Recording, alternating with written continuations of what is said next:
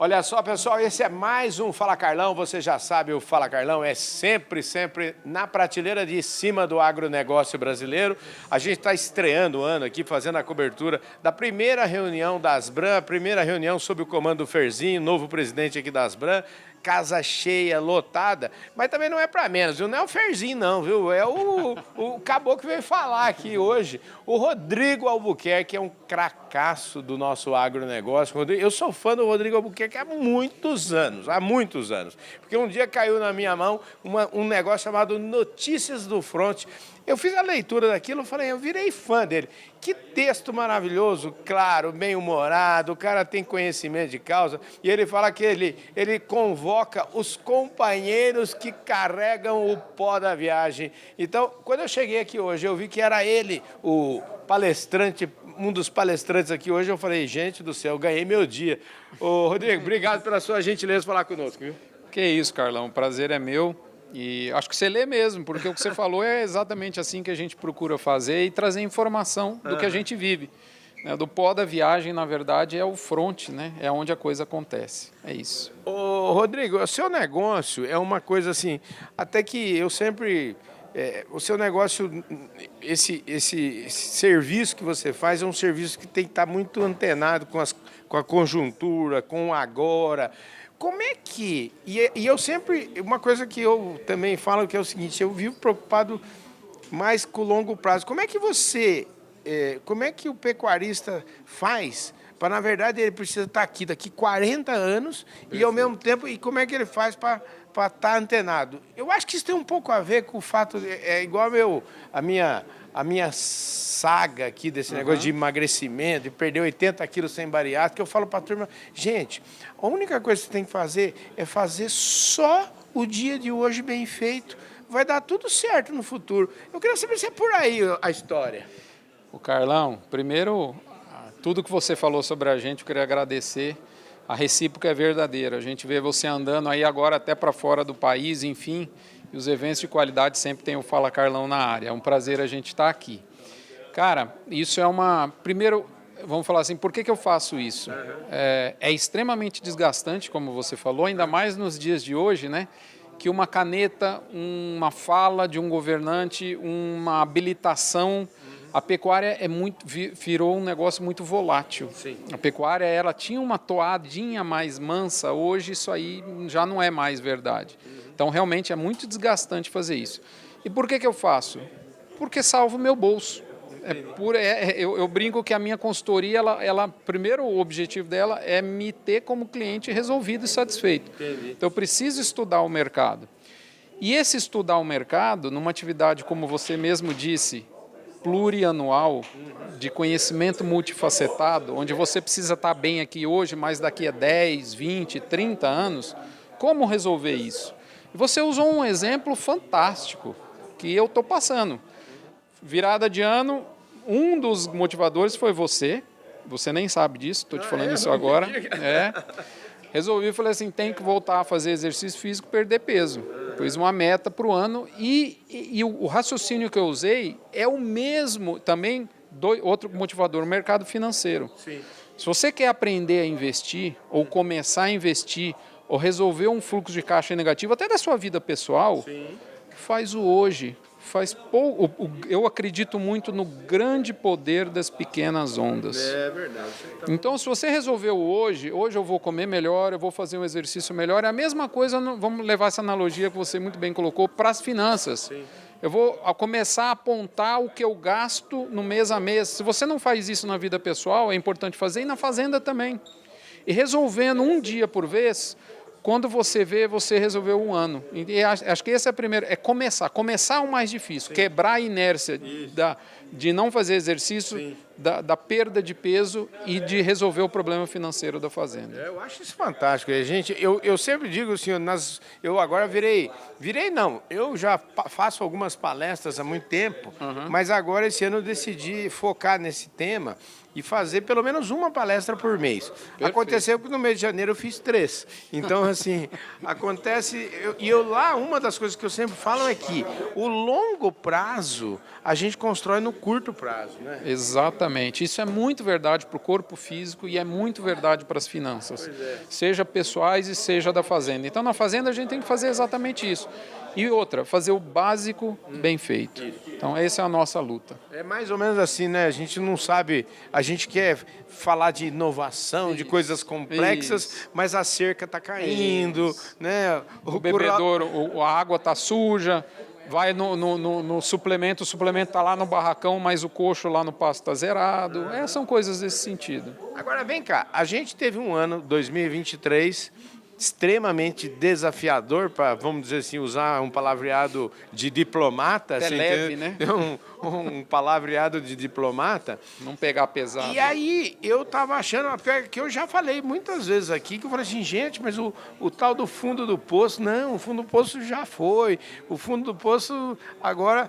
E aí eu escutei aqui, porque é meu serviço, viu? Infelizmente, Rodrigo, eu não assisto a sua palestra inteira, porque eu tenho que ficar trabalhando. Mas toda vez que eu entro, eu procuro dar uma orelhada, assim.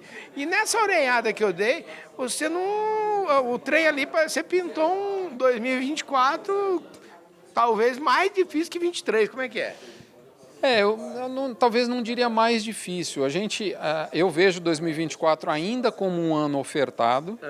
Então, assim, a gente sempre tem que pensar já que a gente está falando em tendências de preço, os fundamentos, oferta e demanda. Então, do ponto de vista de oferta, a gente ainda deve ter um ano ofertado. Esse ano tem grande chance de ser ofertado com relação a machos e principalmente ainda de fêmeas, pegando o final do movimento de entrega de animais concentrado que caracteriza as fases de baixa dos ciclos pecuários. Geralmente a gente não tem isso só ocorrendo em um ano, a gente tem ocorrendo em um ano e meio, às vezes até 2. Porém, talvez um fundo de preço não tão agressivo como a gente teve no ano de 2023. Eu só me preocupo um pouco com a safra, ao final da safra de capim, porque a gente tem uma pressão de pastagem com pouco suporte no Brasil Central em função do El Niño. Então, isso é uma coisa que está afetando o poder de barganha, a capacidade do pecuarista em dar uma entrega mais pontual.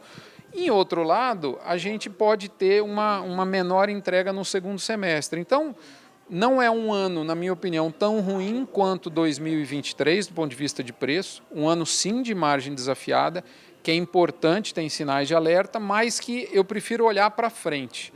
Se você está preparado para enfrentar os anos de baixa da pecuária, você não tenha dúvida que depois dos anos de baixa, a gente vai ver um 2025 e um 2026 com um vento bem mais favorável. Então, acho que a grande questão é o seguinte, é sair vivo desse biênio 23 e 24, sair desse cassino com fichas no bolso para poder voltar em 25 e 26 e desfrutar um cenário mais positivo. Eu outro dia falei com o Ricardo Amorim, ele fez uma palestra aqui no interior de São Paulo, e eu acompanhei essa palestra e ao final fiz uma conversa com ele grande lá, como estou conversando com você aqui, e falamos, ele estava mostrando o ciclo econômico.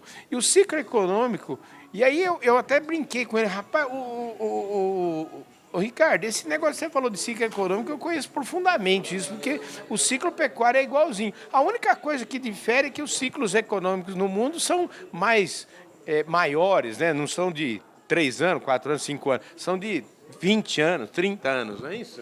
Cara, perfeito. Até comentei isso na apresentação que a gente fez aqui hoje na reunião, que a pecuária, assim como a economia, vive de ciclos. E faz todo sentido. Nós temos 70% do produto que a gente produz, que é carne. Você produz carne, o sujeito da cria, da recria e da engorda, no fundo, nós somos da mesma cadeia que entrega carne.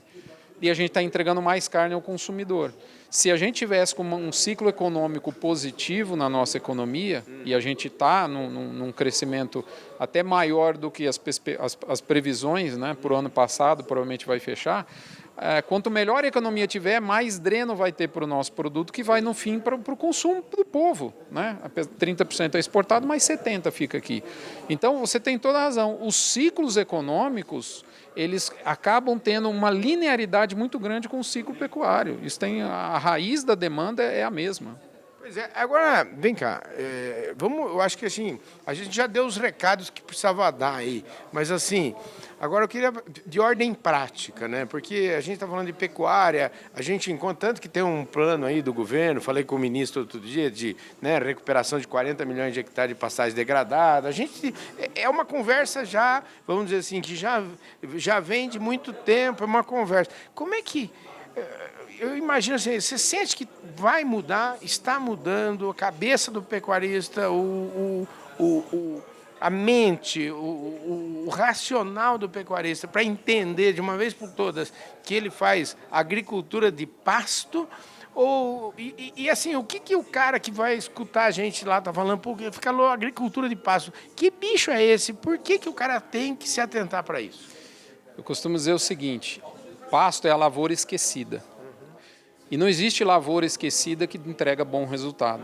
Então, a gente precisa entender que quem trata de boi é ótimo, é fantástico, aplicar um medicamento, uma parte sanitária, ou mesmo uma suplementação, precisa continuar fazendo. Isso ajuda a pagar o boleto do mês que vem.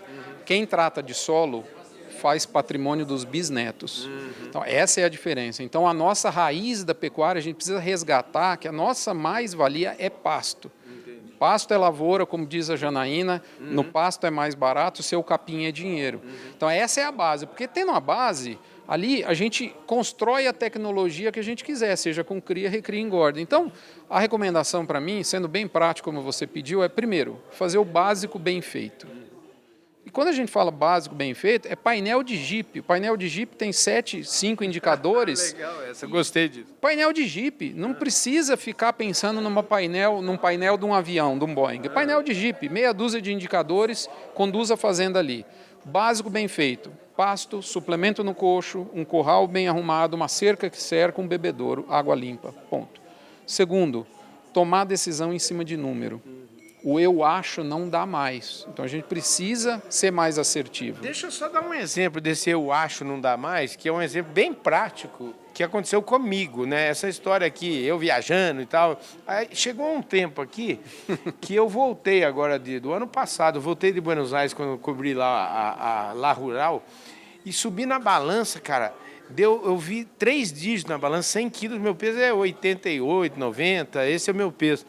E aquilo me deu um desespero. E aí um dia fui lá na casa do meu irmão e ele olhou para mim e falou assim, quanto você acha que você come por dia? Eu falei, eu como umas 2.000 calorias. Ele falou, não come não, você tá... Eu fiquei meio assim, né, porque ele me jogou uma verdade na cara, né, e toda a verdade na cara dói.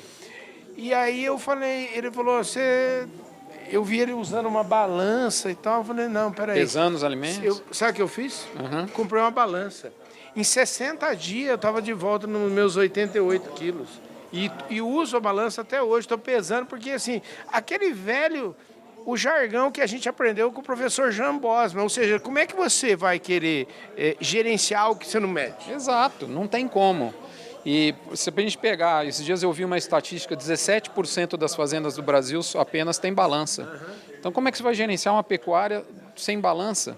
E a terceira recomendação, depois do fazer bem feito e gerenciar em cima de números, é você ter uma entrega baseada em paixão, no que você gosta de fazer. O pecuarista tem muito isso. Então, quando você une a paixão, o número, e está preparado para os anos difíceis, porque eles vão vir, os anos difíceis vão vir novamente, a gente daqui a pouco está na fase de alta do ciclo pecuário, lá em 2025, 2026, mas lá para 2030, nós de repente vamos visitar tempos sombrios novamente. Essa não foi 23 e 24, não é a primeira e não vai ser a última crise.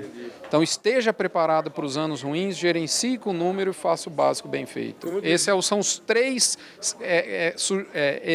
vamos falar, conselhos que eu dou para mim mesmo. Você sabe que eu tinha um amigo já falecido, ele é pecuarista nos Estados Unidos, ele falava assim, Carlão, los momentos buenos hay que buscarlo, porque los malos vienen solo. Exatamente. Ou seja, a gente tem que ir atrás do que é bom, né? Exato, exato. E se desanimar agora é igual a roda gigante, você vai descer no momento de baixa. O mercado vai recuperar e você tem que se organizar para passar essa fase, porque ela vai passar e tem data para chegar a benesse. 25 e 26. Maravilha. Querido, show de bola, né, gente? O Rodrigão é uma maravilha. Escuta, Rodrigo, como é que tá a vida? Você falou, e tá emagrecendo mesmo, né, rapaz? Como é que é? Perdi 7 quilos esses 2 primeiros meses do ano. Fiz uma meta de 183 treinos no ano, dia sim, dia não. Uma meta de estar mais próximo da família e capturar mais valor dentro da fazenda. Aí sim, rapaz. Equilíbrio na vida. Show de bola, gente. Você sabe que eu tenho uma meta eu estou treinando, faço musculação 6 vezes por semana, de segunda a sábado. E tudo que eu falo pro meu time, eu também procuro dar para mim mesmo. Eu falo assim, eu só tenho 2 chances. Ou entrego o resultado ou dá uma desculpa, entendeu? Então, aí não tem conversa. Melhor entregar o É resultado. melhor entregar o resultado. Né? Não tenha dúvida. Você deu um exemplo muito bacana. Eu tenho lido muito, conversado com o pessoal de finanças. E para mim a surpresa bate exatamente com o que você disse. Você vai escutar, por exemplo, os sócios, podcast de finanças. Uma vez por mês eles fazem um podcast de saúde. Se a gente não estiver bem no corpo físico, como que a gente vai estar bem com a família? Como que a gente vai estar bem com os negócios? Então, tem que ter equilíbrio na vida. Você não pode entregar nada que você não tenha, esse é o ponto, não é verdade? Exatamente. Então, se você quer entregar saúde, energia para sua família, você tem que estar muito bem fisicamente. Aquela história, quando a gente vai viajar no avião, que a moça explica lá os procedimentos, se você tiver com uma criança, primeiro coloque a máscara de oxigênio em você e só depois tenta ajudar os outros, não é isso? Falo isso muito para minha esposa. Se você não estiver bem, como que você ajuda alguém, inclusive você próprio? É isso aí. Então, já, esse papo aqui, ó, esse Fala Carlão virou quase um recalculando aqui, viu?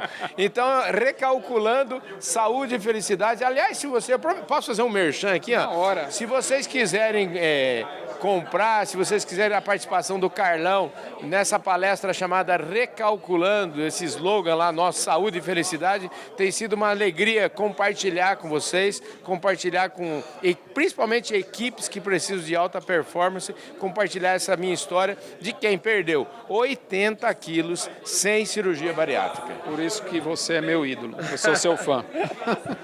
É isso aí, gente. Mais um Fala Carlão, sempre, sempre na prateleira de cima do agronegócio brasileiro. Conversei com o craque, com o Rodrigo Albuquerque, o homem do Notícias do Front, o homem que carrega o pó da viagem.